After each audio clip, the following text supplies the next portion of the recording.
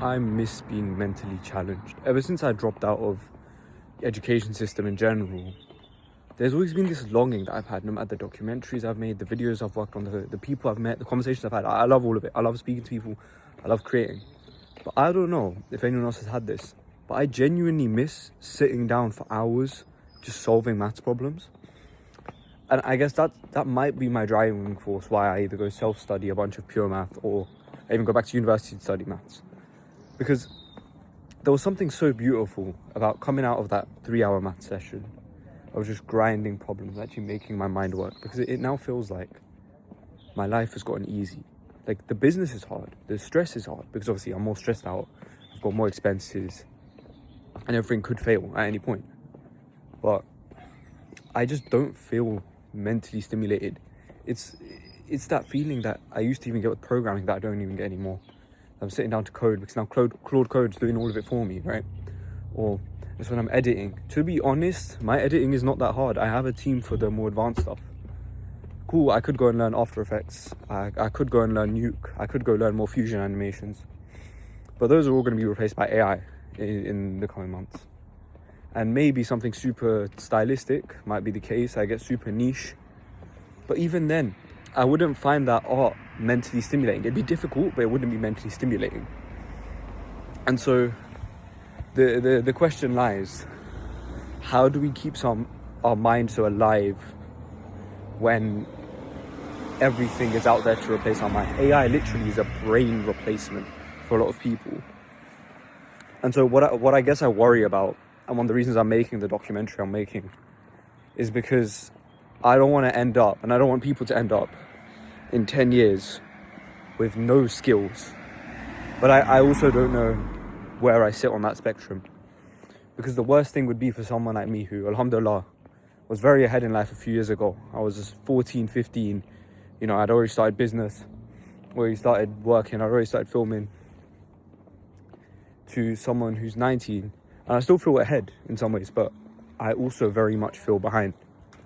Because I now see 16 to 19-year-olds running bigger businesses than me, doing agency while they're in university. They're programming crazy projects. I was looking at a guy from my old school, and he's now started doing quant development while at uni. Like, yo, this is sick. I don't understand any of the mathematics. I used to be the kid who people would come to explain the difficult topics, and now I'm like, damn, these people are ahead of me. And there's nothing wrong with that. Obviously, I'm happy for them. And I could go and self-study it possibly, but it would take a lot of time. And I guess it's just dealing with the acceptance that you're not going to be the best at everything. Whether that's content, whether that's business, combined with the fact that I feel very unstimulated, that I think is going to lead to a lot of other, you could say, successful or business-minded people to feel very down.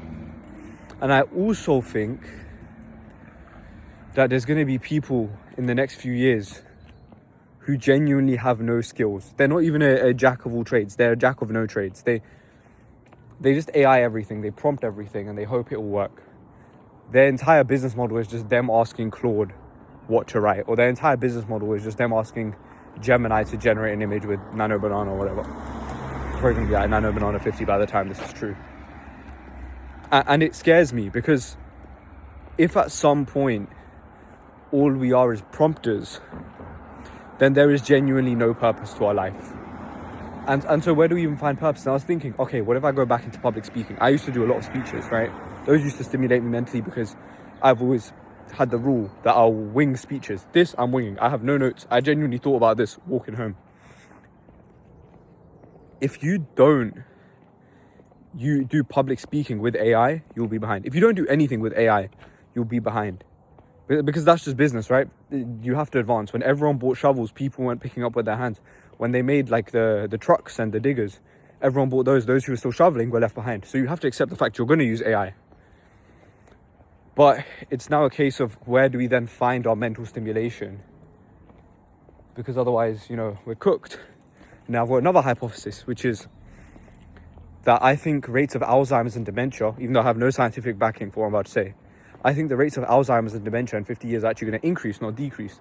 We might have more cures for it, but I think that the amount of cases is going to be a lot higher because people are already starting to use their brains less. I remember a few years ago, whenever I would go to the shop with my friends and be like, okay, you're spending this much money, you're spending this much money, or send me 15, send me 5, send me 10. When I just ask ChatGPT, just put a picture of the receipt and be like, okay, person A got this, person B got this, how much is everyone sending? And that's genuinely so sad, because it's not like you're just going to start doing stuff manually that you don't have to. That's stupid. That's just inefficient. If there's a tool, use the tool, right? But then when our brains lose this ability to think, when we're old, like you see these wise old people, right? These people that have the books, and you know, you come to them and they have so much knowledge. They've got a massive library.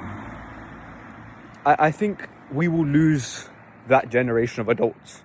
I think we're now going to just have an AI, I guess, overlord almost. Like not in a godly way, but almost as in a massive bank of information, a bit like a library with a search query.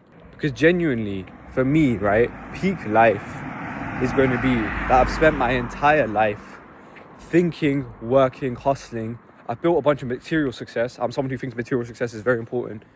But also that I've built, like, being wise. Like, I have this one person in my life that no one knows. I'm not going to name them, but someone to me personally.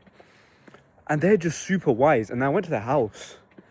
This guy's got, like, 500 books on his wall, plus, easily.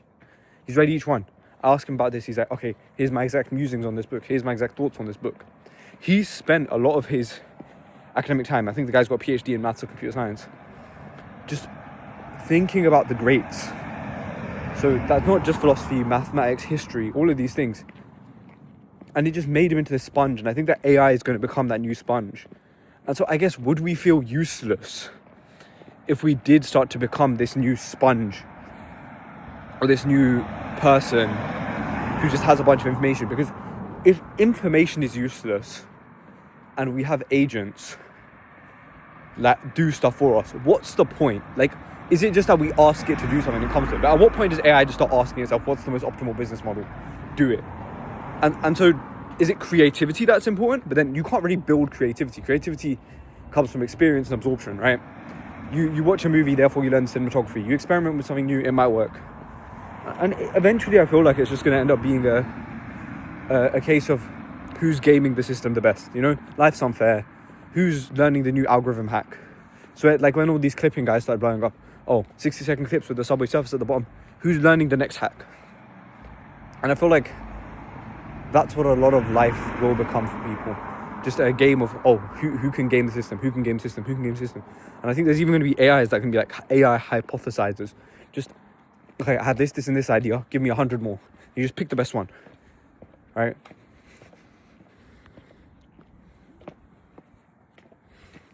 But I think that then goes back to what's the point of our brains? Because our brains will shrink. I genuinely think the human race will get dumber.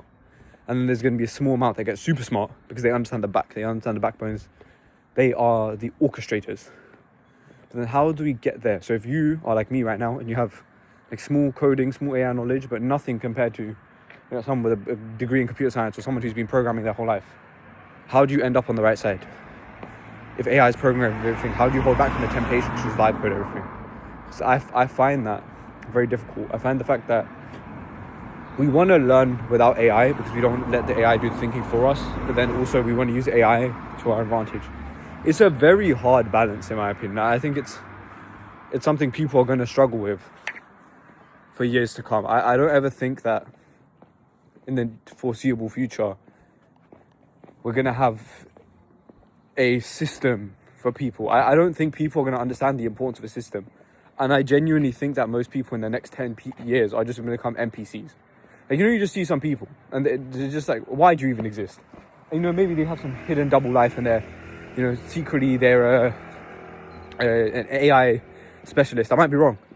But, like, there were some people I went to school with that I would just talk to and be like, but what do you actually do apart from study? What do you want to study? Oh, I want to study finance. Great. You want to be a finance person? Okay, what else do you do with your life? I don't know. I watch movies. I play games. So where do these people's purposes lie? And I genuinely think that people with those kind of responses in a few years will just be completely economically obsolete if they weren't already obsolete back when they had no AI to replace their minds. Now that AI is replacing their minds, surely there is genuinely no point in them even existing. But then how can we say someone doesn't deserve to exist? And then it goes back to, why am I not the same? Where am I economically more important than them? How comes how can I make sure I'm not one of those people? Because to be honest, I feel like the proportion of people that become economically useless will increase as time goes by.